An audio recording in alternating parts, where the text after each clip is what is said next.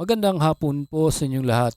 Narito na po ang resulta ng Lotto para sa 2 p.m. draw, August 2, 2026. Para sa mga games na 2D Lotto at 3D Lotto. Para sa 2D Lotto, ito po ang winning combination. 23 and 2 in exact order.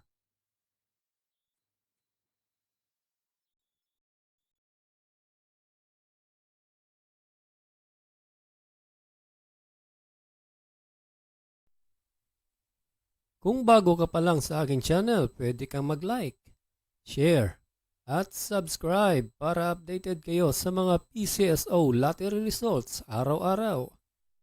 At para sa 3D Lotto, ito po ang winning combination. 8, 8, and 1 in exact order.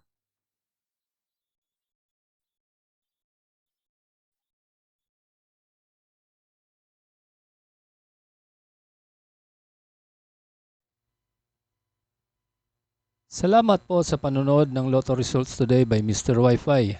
Good luck at maglaro ng responsable. Huwag kalimutang mag-like, share at subscribe.